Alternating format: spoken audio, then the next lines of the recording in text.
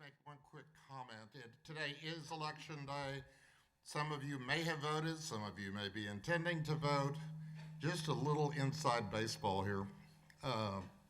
There's 14 amendments, and 2/3 of them didn't really need to be on the ballot.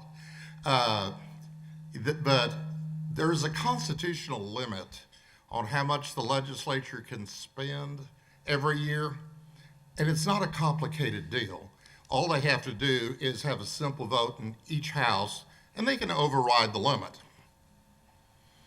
But they didn't want to do that because nobody wants to go into the next election saying, I voted to bust the budget. And so instead of having a simple vote to override the limit, they went and had a 2/3 vote in each house to send it to all of us to make the decisions to fund a bunch of stuff that they could have funded themselves. So that's why you've got 14 on the ballot. Understand, they just bucked the decision to you. And so we're going to talk about a few of them today. The first one being what we're going to call taxes are falling. I'm sure this is going to apply to mostly everyone here in the room. Brent, you want to start with this one? Sure, absolutely. So there are, as John mentioned, a handful of constitutional amendments on the ballot today. One of those deals with the homestead exemption, the increase in the homestead exemption. And then for those of you who have already received your property tax statements, you will notice that the school taxes should have gone down this year. And that's due to the tax rate compression that was passed during the 88th, the second special session of the 88th legislature. They finally all came together and figured out what property tax relief was going to look like. And a big portion of that is rate compression for school districts. One of the benefits about rate compression is that it applies to everyone. The homestead exemption only applies to homeowners. Certain other exemptions only applies to certain property types. Rate compression, because we are a state that has one rate all across the board, anytime that rate comes down, it impacts everyone equally. The little bit of a background talking about rate compression.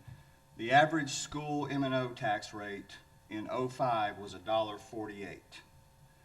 In 2007, the legislature did compression and reduced that to about $1. Between 2007 and 2018, it crept back up to about $1.10. And in 2019, under House Bill 3, they did additional compression, brought it back down to $1. Last year, the compressed rate was around 91 cents, and this year, the average M&O tax rate for school districts due to compression is 73 cents. So that's quite a bit of a reduction over the last several years. So, If I could just throw in, this is real. I mean, this really is a major tax cut because what they've done over this period of time, they've cut the rate in half. So now that's only on your maintenance and operation part of your school district tax, but the tax rate has been cut in half. and then comes along the mean old appraisal districts and we raise your values and wipe it all away. So, sorry. But we are in a very hot real estate market, and so we're doing our job and we're doing the best we can to stay on top of that. But John's right, it does cut that M&O rate in half, and this is true property tax reduction. So I'll be happy to get well, commissioners probably don't care much about school tax rates, but. No, so, but it is one of those things that residents and my constituents rarely look at their tax bills broken down, right? So what they know is what the total is at the bottom. And so those things, the school taxes and city taxes and any other hospital district, all those things all do matter because most people are just looking at that bottom line. And so it is helpful to for all of us to see some compression like what we're seeing. Rhonda, have y'all had any feedback from clients on tax bills that they've received this year? No. No I mean, complaints. They've noticed that they've gone down, so I think that's a good thing. Yes. But the tax rate compression, we're talking about Proposition 4 then, right? Is this part of Proposition 4? It's the funding part that I talked funding about part. earlier is Yeah. part of Prop 4, yes. And then, because I was noticing on Proposition 4, there was appropriations, for the school districts did state appropriated funds. So that's kind of what I was thinking with Prop 4, so the tax rate compression is kind of a little more detailed and a lot more complicated.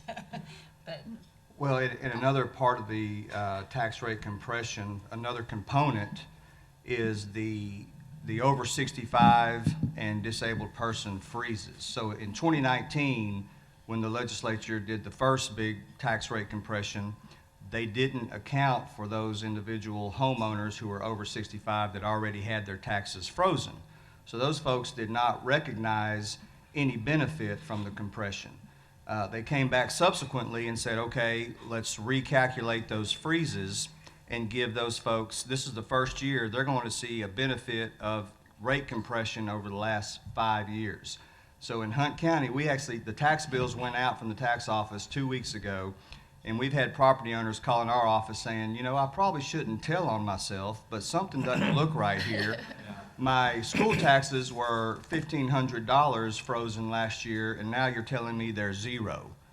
Well, that is correct, because of the additional rate compression and going back and looking backwards and recalculating those freezes. So homeowners, and especially those over 65 and disabled, are getting a major benefit from this rate compression.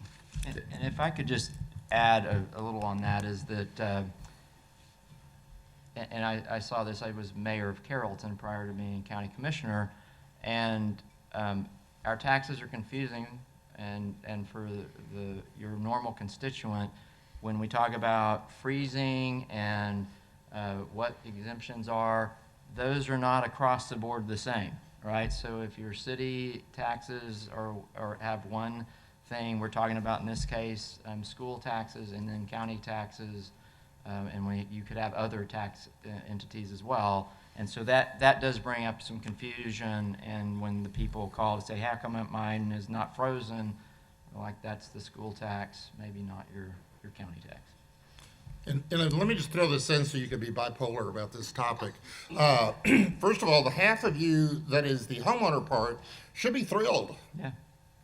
But at some point, the rate's going to get set, and everybody knows this in Austin. There is going to be a shift as to who pays the tax, and that's going to shift to the business community. And to put this whole thing into perspective, so this all started in 1997 with Governor Bush. At that time, the school district property tax exemption was $5,000.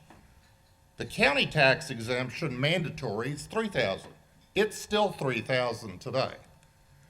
And so, under Governor Bush, who went from 5 to 15, just last year, in May, a year ago, we voted to take it from 15 to 40. And today, we're voting to take that from 40 to 100. Again, the happy side of you is happy about that. In the meantime, the elder exemption elder and disabled, has stayed at $10,000 the whole period of time. Now, while we're doing that, we have given totally disabled veterans 100% exemption. We have given first responders who become totally disabled and/or their spouses 100% exemption if they're injured in the line of duty. And then the other thing that you got to watch in this whole thing, this is why when you're talking to the folks at Vantage One, you got to really pay attention, because not to them, they take care of you, but there was an overall limit placed on how much the total amount of property taxes can go up. And so if it's a school district, they can only go up 2.5% total without holding an election. If it's any other governmental entities, cities, counties, they can only go up 3.5%. So what we have done is we've now reallocated the amount where it can go while cutting on the homeowner side. So be aware, the shift is coming and your business is going to pay for it. And if I could just follow up on John's numbers, I'm a numbers guy, so I always like to look at those. If you have any question whether or not this increased homestead exemption will pass by the voters today, here's some historical data. In '97, when it went from 5,000 to 15,000, it passed with 77.5% voter approval. In 2015, it went from 15 to 25 with 86% voter approval.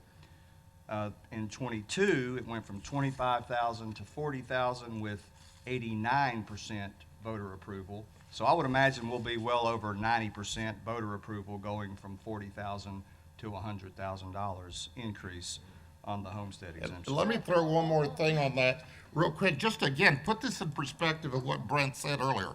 People are calling in and saying, my M&O rate, maintenance and operational rate on my school bill is 0. Okay, so with a $100,000 exemption, let me throw you some numbers real quick. That is to what is the median value, that means the one in the middle, in various counties for property tax values for homes. Collin County in this area is the highest at $337,000. The next highest is Denton County at $297,000, Rockwall at $283,000, and Dallas at $194,000. What was your median? We're around 225 right now. So think about that as to how, again, to get to that middle number, how many people are totally coming off the roll? Totally.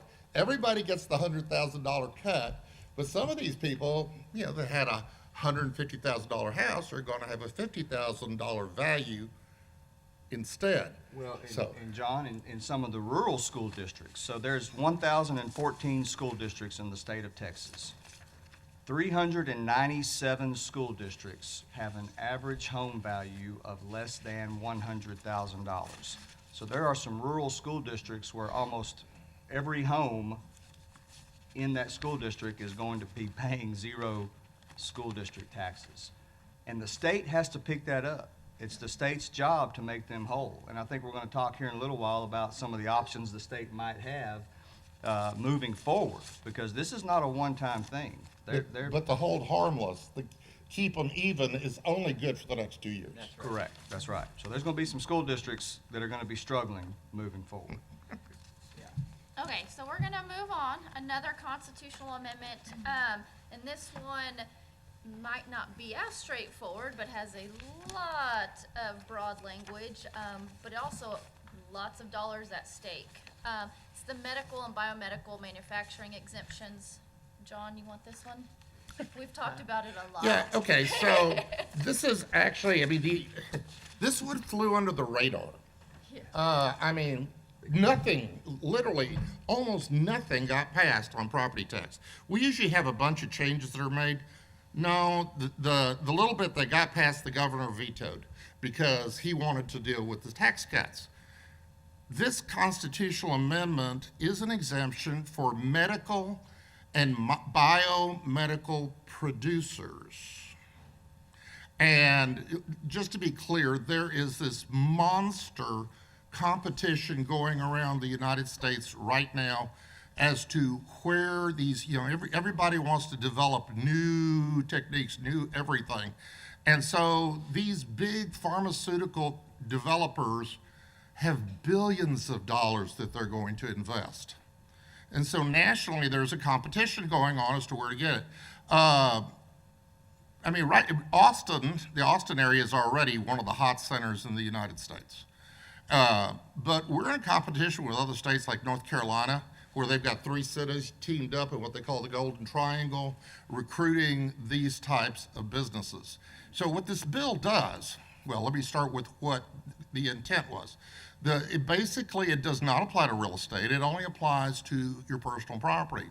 But anything that you use in the process of manufacturing something that is either a biomedical product or a medical product, undefined terms in the statute, and the products themselves are exempt nothing, zero tax to anybody. Now, yeah. Give some examples of So, what would be well, medical. so what we don't know, because the statute is really broadly written. And so you get in there, there's already companies here in the state who are already making medical products. Okay? I mean, and then the question's gonna go, and Brent's gonna have a whole lot of fun. I don't know if he has any of those companies in his county, but, you know, if you're making Band-Aids, does that count? Toothpaste, yeah. Yeah, the way- Sunscreen. The way I look at it, if you have a health savings account and it says you can use that health savings account to buy anything medical related, well, I stretch that pretty far sometimes. And I'm sure that we're gonna have a lot of folks that'll try to do the same thing on this. I see litigation on the horizon. I think that there's gonna be a situation where someone does try to stretch it pretty far and But an what's appraisal district. pretty far in your mind? Well, I mean, I guess, you know. Band-Aids. Well, and I don't know, Band-Aids are medical. I would say that if someone comes in and says, hey, we produce ice, and we have an ice production manufacturing company, we got all this equipment, ice is used to help reduce swelling. That's right. Does all that equipment now become exempt from property taxation? I don't know. So. Yeah, and so, okay, so y'all need to be thinking about that if you're leasing property or going to lease property. You might have a real opportunity here to develop and to attract new people, to bring in new business, and whether it's this high-tech, sophisticated stuff, or whether it's the low-tech stuff, there's going to be opportunity. Well, and I would imagine that concerns Yeah, counties. so it does. It is, as John, as you mentioned, its intent, I think, primarily was to attract companies to Texas, but for all of the entities, like the county, all those existing manufacturers who could potentially get this exemption come off the rolls for us, right? And as we've already said, with any of these exemptions, it just shifts burden, right? Unless we want to shut our jail down and tell our sheriff not to patrol anymore, there's a certain amount of service level we have to provide, and those monies have to now come from some other source. Yeah. So- Sir, you had a question in the back? I'm just curious, is this only manufacturing, or does this go in like doctor's offices, hospitals, assisted living, nursing homes, stuff like that? Depends on what they're doing. The interesting one for me is kind of related to that, and that is compounding pharmacies. You know, there are pharmacies that will actually make your prescription for you on the site. I think that one, to me, seems clear. Now, I haven't gotten into what does Walgreens do and CVS do? Do they just take the pills out of one package and put it in your package? Or do those pharmacists, to some extent, actually make the medicine? I mean, that's why they went to pharmacy school, to learn how to make it. And I don't know, but yeah, you start looking at drugstores, and again, it is a producer, a manufacturer exemption.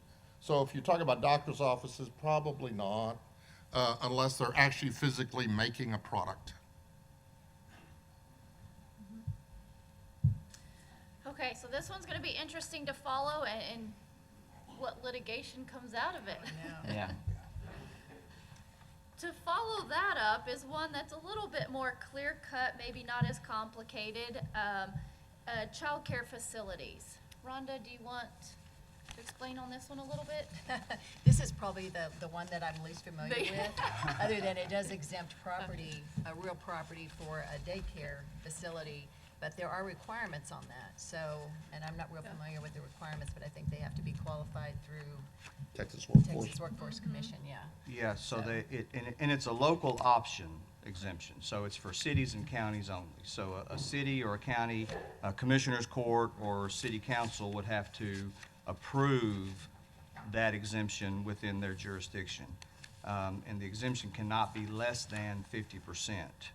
And they must meet the definition of a qualifying child care facility, which means they must participate in the Texas Workforce Commission's Texas Rising Star program, and at least 20% of the enrolled children must receive subsidized child care services. Now, this is going to be an administrative challenge for appraisal districts. It's not an annual application process. They just have to apply one time. So for us to be able to audit those, how do we know that they meet the qualifications that first year, that 20% of their enrolled children are subsidized children, but we don't know that the following year because they don't have to apply annually. So we're going to have a difficult time administering this. I don't know how many counties or cities are going to allow the exemption. That'd be something good to hear from the commissioner.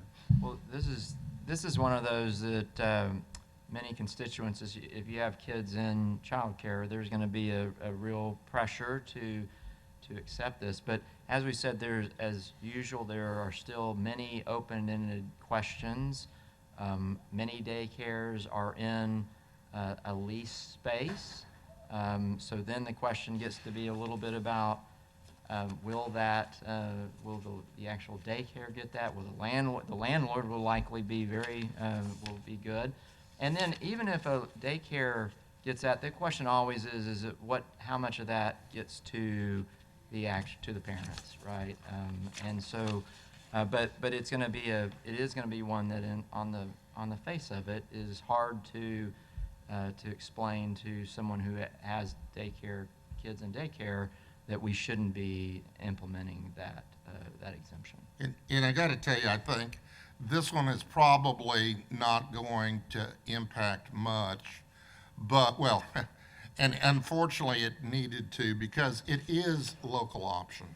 And the maximum is 100%, but the other thing, Brent, you're going to have to audit is, okay, if you have a daycare, child care facility, I guess is the term in the statute, and it's your building, then obviously you save the money, you do what you want with it.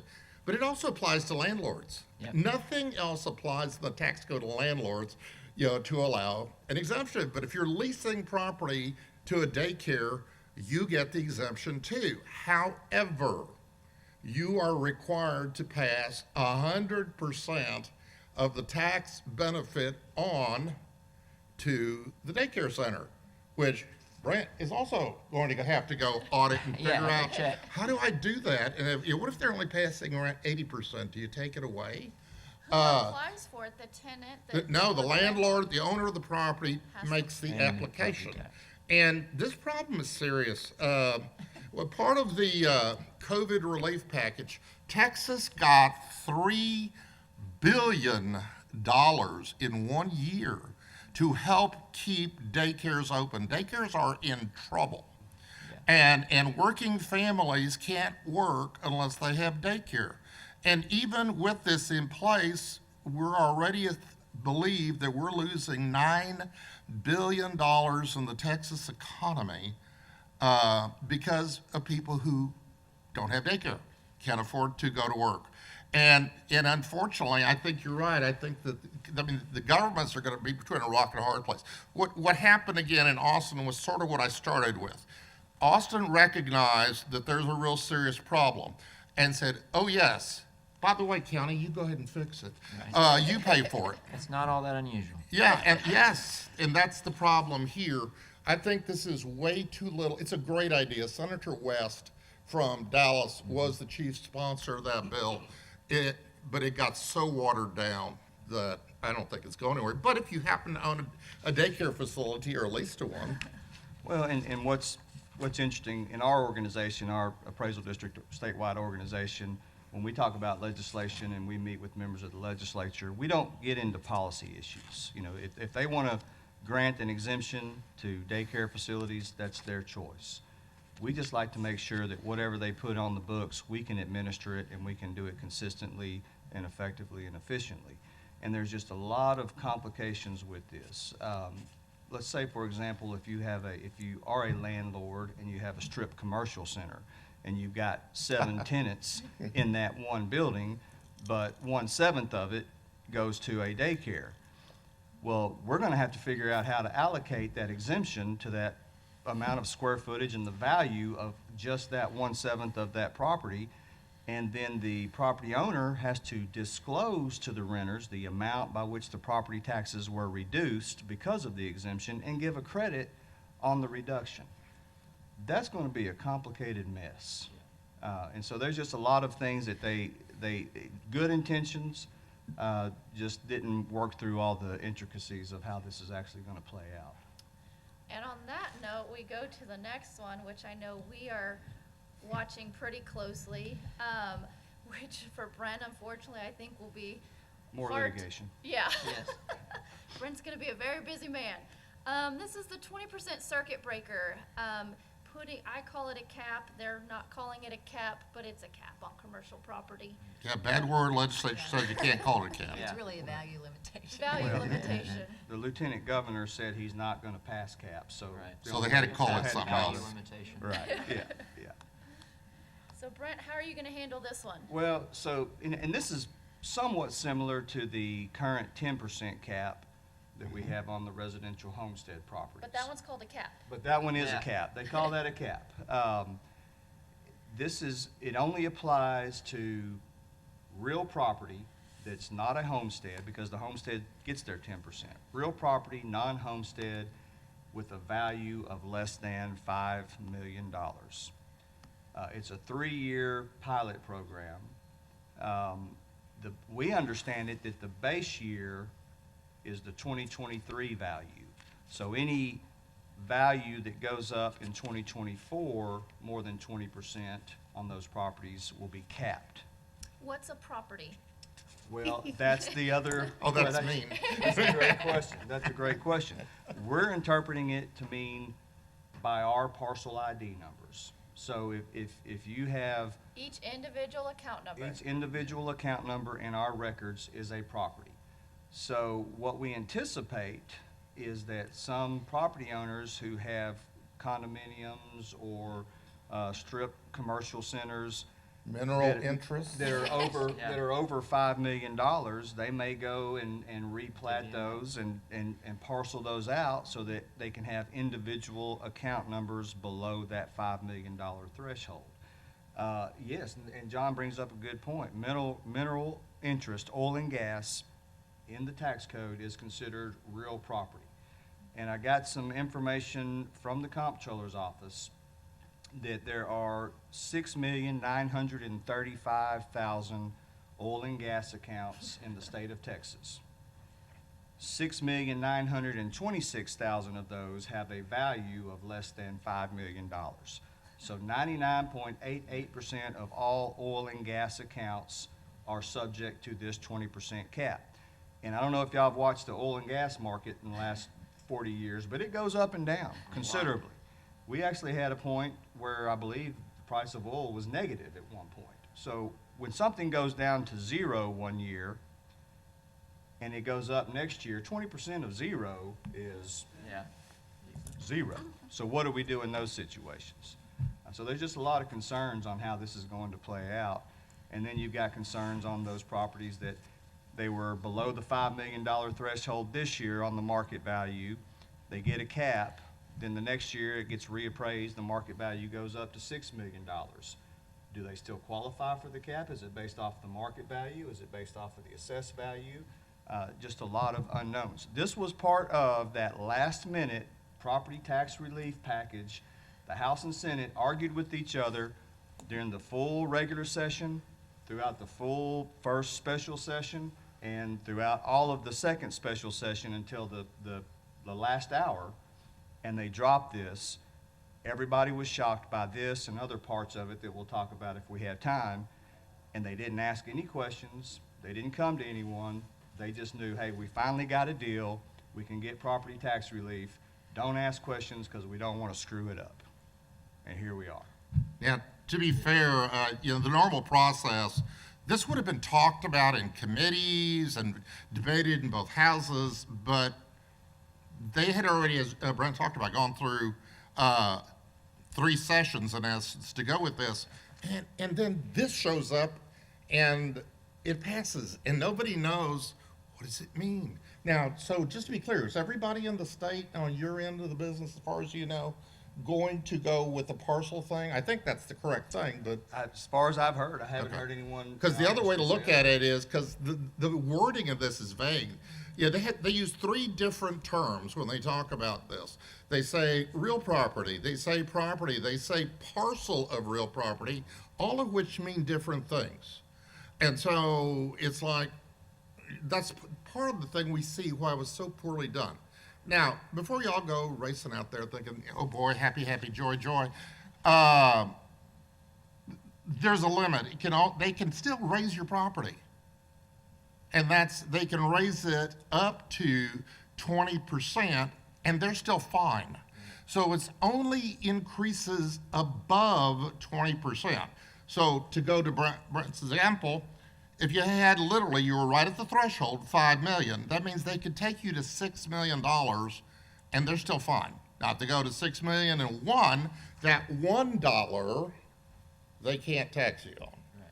So 20% is a huge movement. Do we see those in our litigation practice? Yeah, that's why they come to us. Because that was like, wow, insane, crazy. But that doesn't happen a lot. The real issue on this thing, because it's a pilot program, including a pilot constitutional amendment, which I don't think I've ever seen. Right. But it expires in 3 years. It's good for 24, 25, and 26. And then the legislature is going to have to re-up it if they want to continue it. And the real concern, I think, on Kevin's part is, okay, I can live with the 20%, but what if they take it down to where the homes are at 10%? What if, and they're all talking about taking homes down to 5. That's an annual 5, 3, 1, 0. What if they do that? What does that do to Kevin's budget? Kevin, where are you on that? Well, so always a concern, but as you mentioned, the other issue, like I mentioned on daycare and biomeds, is that it's hard for us to even know what the impact is going to be. And so we're guessing on so many of these things, but that's always our concern, is that when you kind of start with something and then everybody in the legislature wants to, make it better, which means bringing those caps even farther down. Again, when you do those caps, it is just shifting burden again. The problem is at some point you put enough caps on there, there's nowhere to shift it anymore. And so it's, I say that there's still most of us in local government feel like there's largely an anti-local control feeling in Austin. And I always encourage people to remember that we, as local government officials, are elected by our constituents. And generally speaking, we believe the closer you are to your constituents, the more you understand them and the better you're able to govern them. It doesn't work that way in Austin all the time. But, and sometimes I think that is because there's a variety of what's going on in the state, and they call it patchwork, which I hear that, but you oftentimes end up punishing a large percentage of the local governments for a very small minority of potentially not so good governments. But it's a very tough situation that we have to deal with. And Denton County is actually, we are in a good situation that we are the 4th fastest growing county in the country, not just in the state. That helps us. So we, for example, this last budget reduced our tax rate by 3 cents, which doesn't sound like a lot until our tax rate's 18.9 cents now. So that's a significant reduction. That's entirely the result of how much growth we're seeing, because we're under that, those terms we call the no new revenue rate, which means we're not going to, for the average homeowner, in fact, the average homeowner in Denton County will see a reduction in their absolute taxes from the county. They should be seeing a reduction on their school tax, so it should be some good things. But there are a lot of other counties and cities that don't have that same growth benefit, and some of these things put them in a real bind to provide the services that are oftentimes needed, because it's rare that you talk to a resident and say, well, we need to fire 10% of our police officers, and that's not something most people are very excited about, right? So these are tough decisions that we have to make, and it's what we do. How many nasty calls do you get when you raise a tax rate or people things, or they're just on an average time, say when the bills come out October, even when you were mayor, how many people called you to complain about the bill? A lot. Probably even more as mayor, only because people tend to know their mayor maybe a little. I mean, and a lot of people don't know what a county commissioner does. But I, in both cases, will get a lot when there are tax. And what we said before, if you remember from that little trivia question thing, a lot of people think that Denton County controls the Denton Central Appraisal District, which is absolutely not the case. So what do? Do you pass the buck? Or Well- what do you do when, I mean, just in fairness, in case any of you want to call your county commissioner, what is it you tell people when they call you? Well, so education is important, so I try to explain that thing, but I will tell you, people that are mad really don't want an education. So you first want to hear them, right, and understand what they're doing, but I usually find that if you can get with them, and oftentimes what ends up happening is that as mayors, council members, commissioners, and this happens a lot, Isabella, my chief administrator, has a lot of this, is that you get called for a lot of things that have nothing to do with you, but it's better if we can help direct that to who can help with that particular situation. So we do a lot of that. It's hard to do that because we're not trying to throw our appraisal districts under the bus. So we have to help explain, but we can help explain what we are doing. And again, we hear a lot of things that may have to do with their broader tax bill, and we have to listen. We need to listen to that and understand that, because it's still, that's what they have to deal with. But correct me if I'm wrong, Brent and Kevin. If you call your local officials, they can't do anything about it. Because if they pick up the phone or send an email to Brent, they have committed a crime. That's right. They cannot legally talk to the appraisal district about any value. That's right. And so now, okay, nobody prosecutes chief appraisers for or local government officials for a misdemeanor for doing this. But on the other hand, that's what you're asking them to do. So, and in the past, I've had clients do that, and somebody writes a really polite letter saying, hey, would you, this guy contacted me, would you kind of make sure everything's okay? I mean, totally vanilla, innocuous, and boy, that sends chief appraisers through the roof. Yep. So don't do it, if you do it. So. So to co- Fill out your local property tax consultant. Yes, so Yeah, kind there of you coming go. back to this cap, and Rhonda, how are y'all preparing for this? I mean, everyone sees a cap, my guess is it's going to pass. Are y'all ready for this?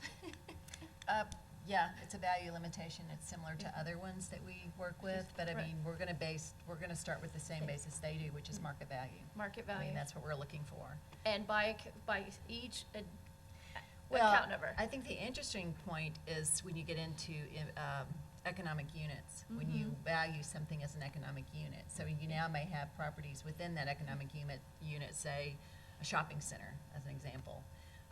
You may have a lot of properties that are under that $5 million threshold, but you've got one anchor tenant that's really assessed. So it's gonna be interesting when it comes to those types of ECUs, when we appraise them and stuff, but, the basis is market value, and that's what we're looking for. That's so. kind of for litigation for us as well, is if I'm trying to settle a shopping center that has multiple account numbers, I look at it as a whole and say, okay, 27 million, and I let the district allocate it. Well, I might not be doing that anymore. I might want to allocate it myself. But remember that shopping center is paying the tax bill for that shopping center, and then allocating it. That's right. So the question then becomes, but if you have some that are Yeah, no, they under the allocate it cap to and the some over, how are you going to then allocate it? That becomes the problem on the owners, and you're right, I mean, Yeah. that is what you do. And Right. typically, But- the owners just are gonna pass that through to the But, tenants. but or how the do you tenants that are in the handle the building. cap? Because, okay, Well, one of your tenants yeah. is down and the other one is up, No, and no, so I get does it. that tenant pay the tax? You know, you prorate it equally or what? And most of those leases will have those CAM definitions, which are usually by pro rata square footage or something, which doesn't match up with what we just said. Yep, If the matchup perfectly, because the building's $100 million is a 20%, and it's going to be allocated by the square footage of each of those individual tenants. If the individual tenant has personal property inside of their facility, then they fall under that personal property. Yeah, I could, The personal, you're right. but about I could personal tell you that's not always the real case, because the anchor tenants have a sweetheart deal. That's the reality there. yep. So they're paying maybe, $5 a square foot, and you've got these smaller tenants paying $10 a square foot. So it doesn't always work out that way. Well, and again, if you have the anchor tenant, that building on as a property ID in the CAD's records, and it's over $5 million, it's not going to be subject to the cap. And then you have the subsequent accounts that are under 5 million, and if they do get a cap, how are you allocating that across? I think there's just,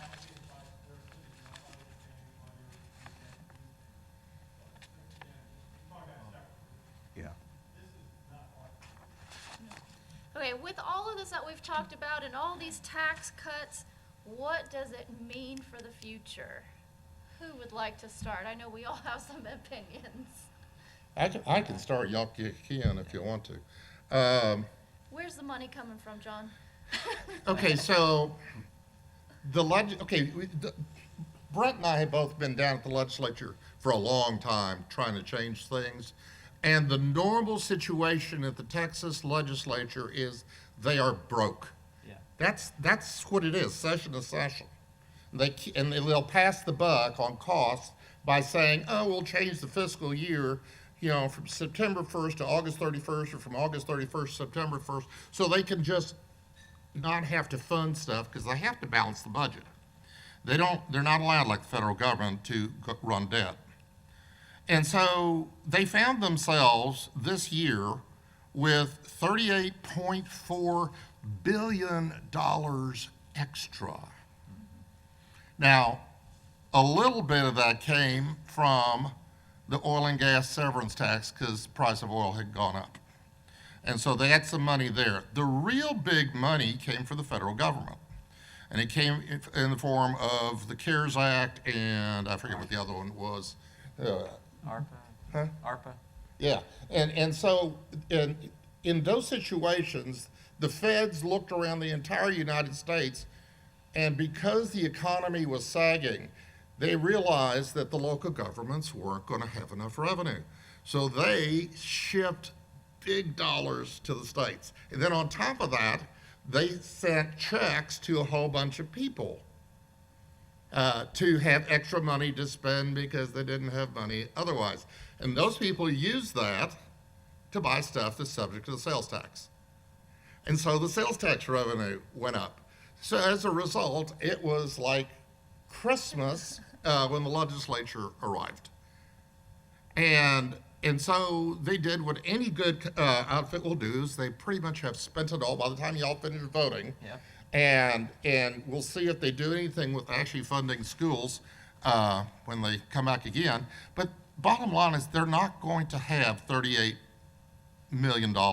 They said that they were putting $18 billion into schools, but $5 billion was already pre-committed. In other words, from the prior legislature, they had already passed that cut. So they really only put $13 billion in. And so far right now, the controller says the sales tax money is coming in really well. They are looking like they are going to have some money at the start of next year. Sort of depends what happens over, actually the budget just started, it's a 2-year budget. And so it started September 1st, so we're really new into the budget year. So we'll see what it is. The real problem is, if not, what happens? Because, they passed these tax cuts for 2 years, and they funded it for 2 years. And the schools now are stuck with having lost $60,000 in homestead value for each house in the school district. And if this money doesn't come from the state, where is it going to come from? If the money is not there to compress the rate, where is it going to come from? And, we in Texas hate property taxes. I'm sorry, we hate taxes, period. So over the course of the years, there used to be a state property tax, and we passed a constitutional amendment to abolish it. We used to have, we had the ability to pass a transfer tax, and we abolished it. What else did they abolish?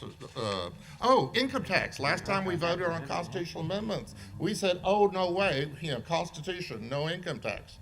And on your ballot today is the option for a wealth tax.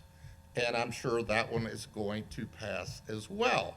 So that leaves you from the charts that Adam showed you earlier, with the property tax being 50% of all the taxes collected in the state, and the sales tax being a third of the overall, and the rest of them are just tiny little taxes.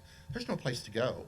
And so, yeah, I think and it may not hit 2 years from now, but if it doesn't, it'll hit 4 years from now. And so beware that all gets dropped then back into the school district's lap, into Kevin's lap, as to now go figure out how to fund this. Yeah, one of the things that as a city official and a county official that we talk about is making sure you match up your recurring income with your recurring costs and expenses, right? And I would just argue Austin didn't really do that. That if you have a one-time income for some reason, right, a grant, or oftentimes we consider sales tax to be very volatile, so you have to be careful about spending all of your sales tax every year. So if you have those that are not necessarily going to happen again over the years, then you should be careful about implementing something that will also be recurring. And that's the problem you're talking about, John, is that we have got some one-time dollars that we have then essentially committed to recurring expenditures. That's a problem. Yeah, and today is the last day of the third called special session, and the Senate will adjourn sine die at 4 o'clock this afternoon. And I was just talking with Senator Betancourt's office today, and they anticipate the governor will call them back at 5 o'clock to start the fourth special session. So they're not done spending money yet. And so the question, to Tracy's point, where does it come from moving forward? It's easy to spend other people's money when you have $33.8 billion in the bank. What do you do when you don't have it and you're actually in a deficit? And there have been times in Texas history where we were in the hole. So they're going to have to come up. We saw the chart earlier. The property tax generates roughly $80 billion worth of revenue for local government each year. How do you come up with $80 billion outside of the property tax? You see a lot of folks talking about eliminating property tax, and that's great. If we could figure out a way to do it, I'd be out of a job, but I'm all for it. Let's make it happen. But you got to come up with that $80 billion somewhere.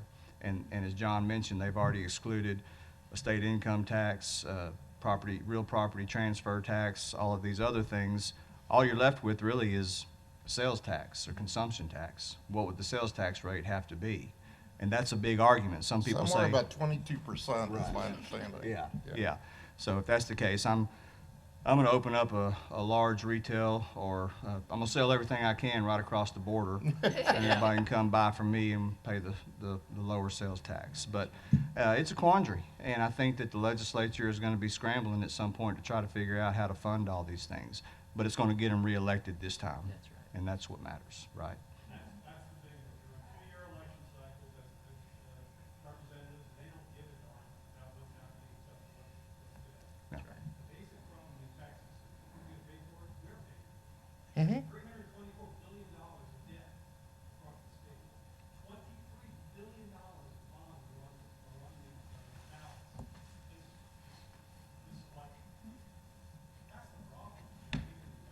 Well, and to your point, I think, I'm not sure I totally heard your number, but there's at least $28.5 billion of bonds.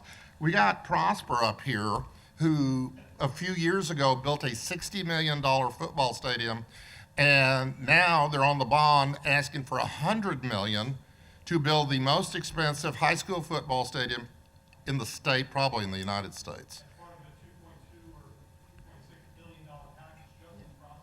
Yes. And then the people of Prosper are gonna wonder, what happened, why don't my taxes go?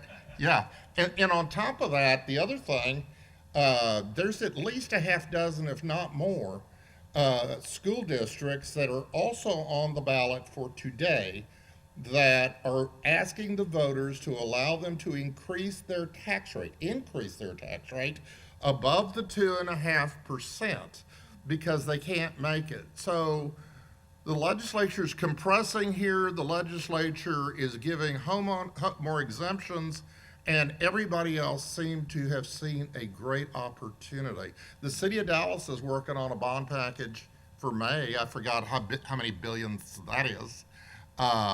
But yeah, I mean, what you're seeing, and see, that part don't count in the school district's numbers that you're getting benefit on.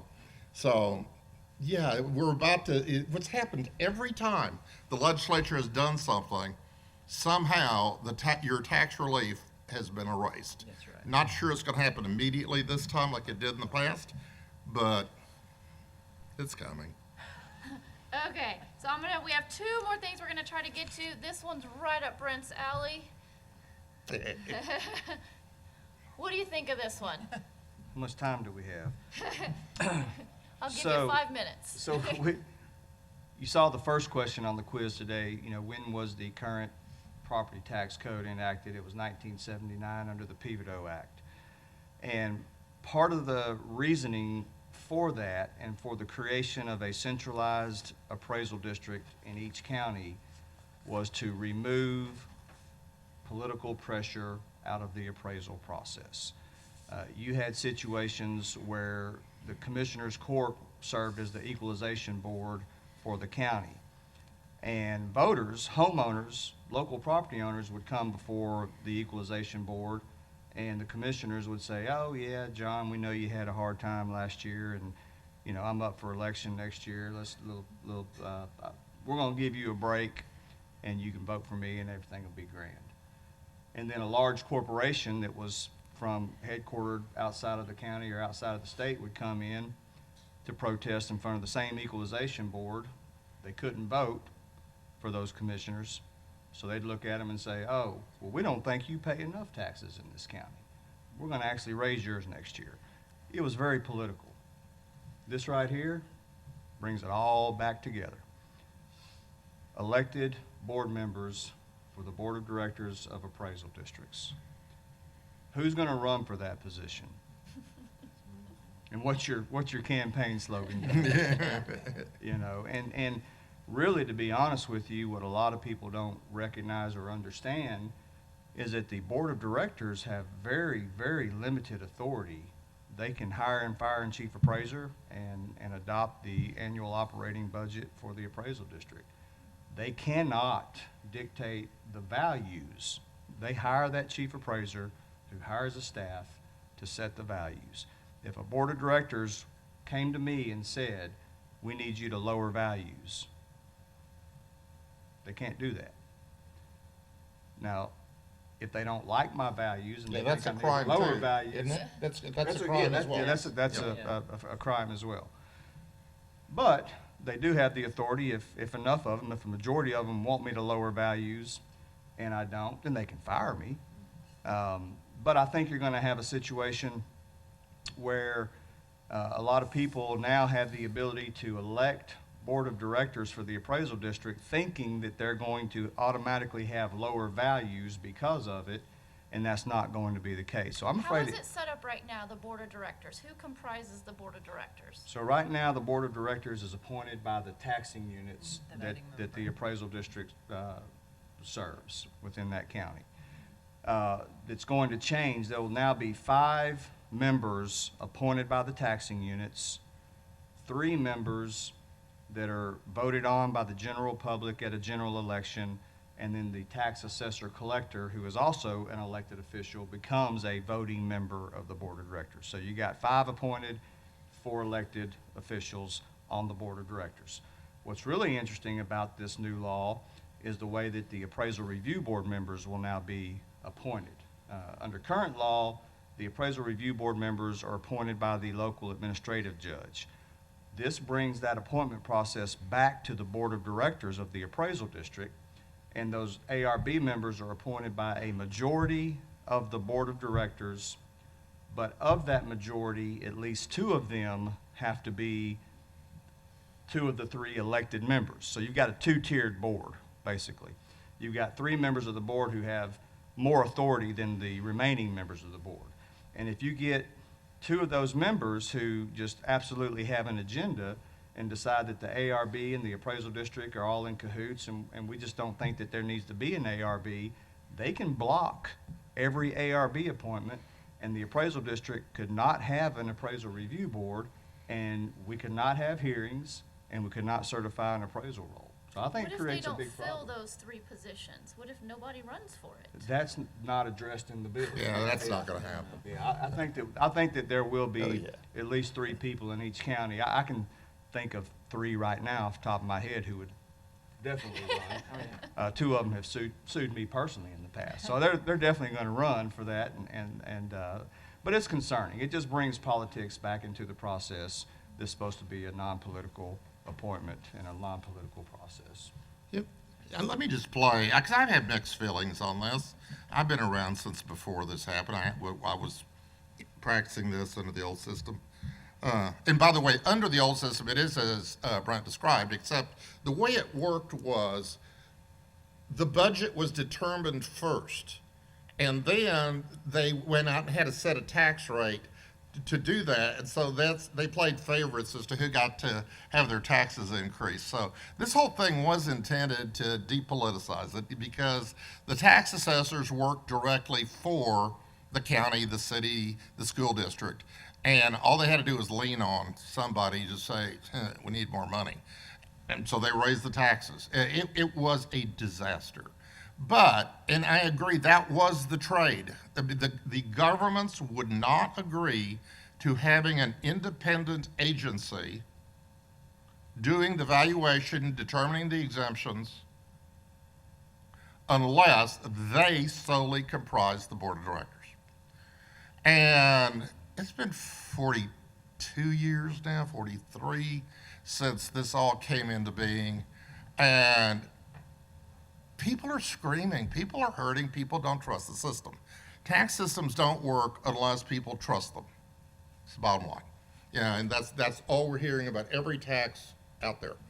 And the other, we had the problem, we didn't bring this up, but we talked about the other thing kind of gets snuck in, the 20%. This got snuck in too. Nobody saw this coming.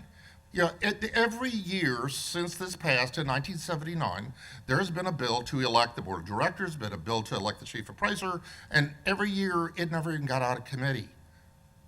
And then this happened, and bam, it's here. So part of the frustrations, we didn't get a chance to talk about it. But I think something had to be done to address the citizens' concerns.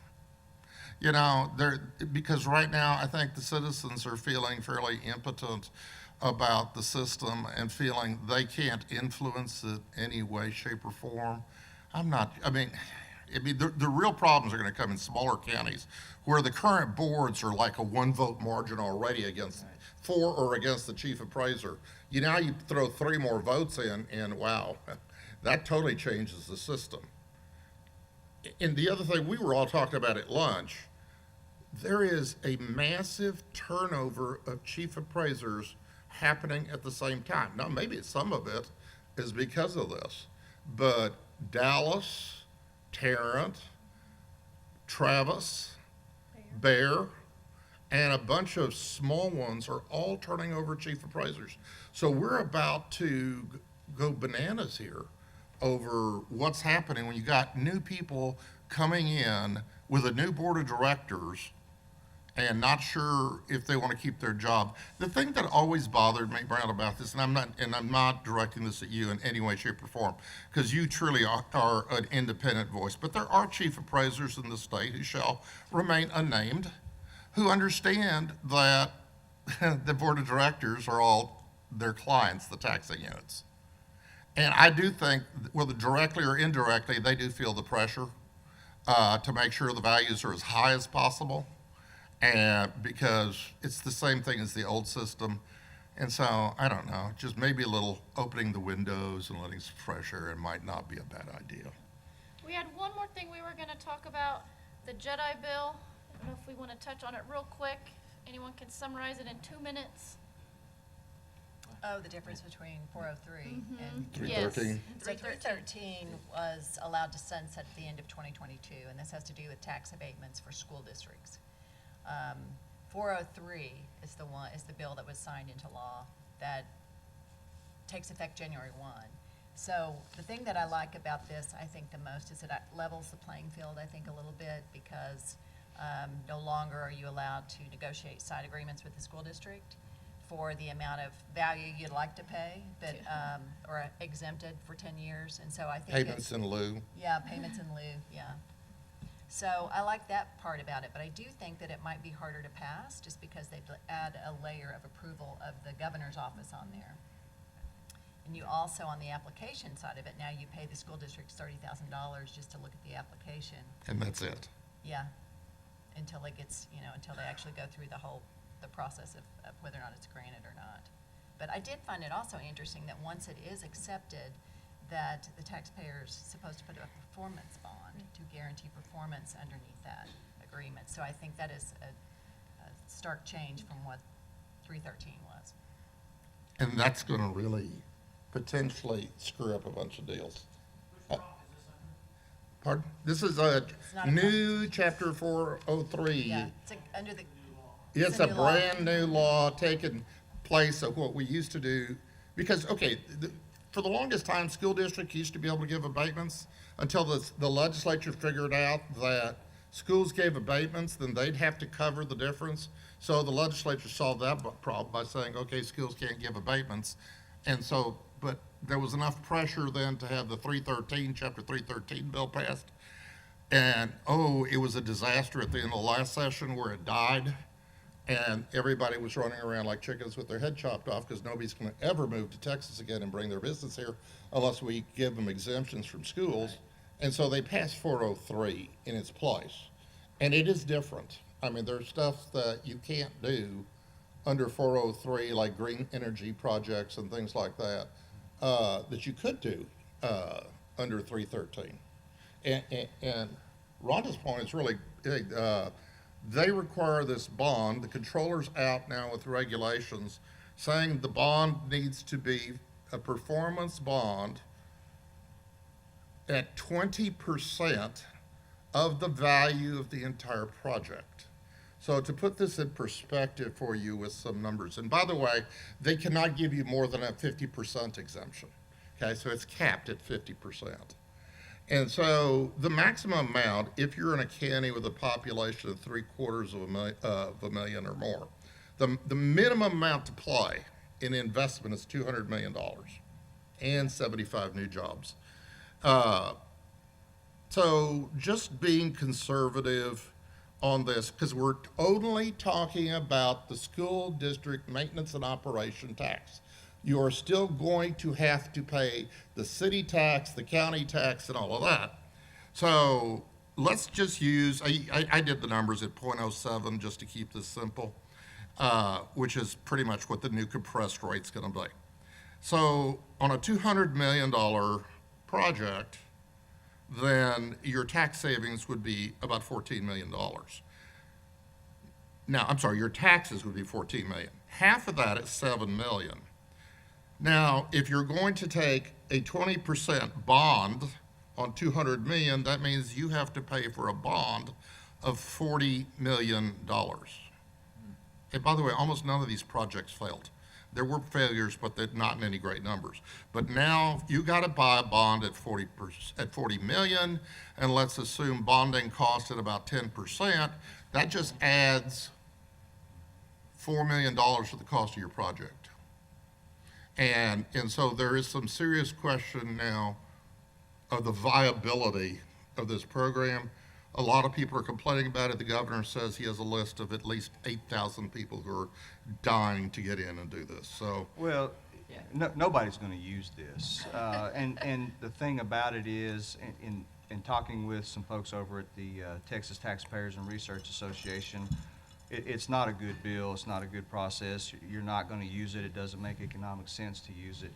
But it's a structure in place for them to build on. When 311 went away, like John said, everybody was running around, skies falling. This at least puts something in place where we can, or the legislature can build upon it.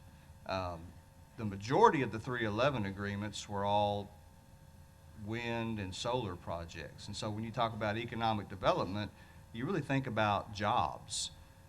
Wind and solar doesn't bring hardly any jobs to a community. And so they wanted to make sure that they took those out of it.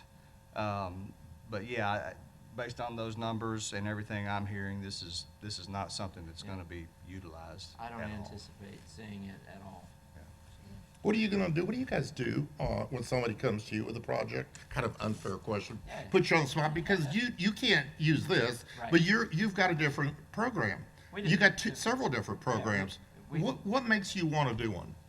Well, so again, I believe that the way we look at any economic development is that you need to still be looking at it from a long-term perspective of if we entice a company to come to Denton County by giving abatements or by giving rebates, and we'll work with potentially our cities. We just aren't going to use this at all.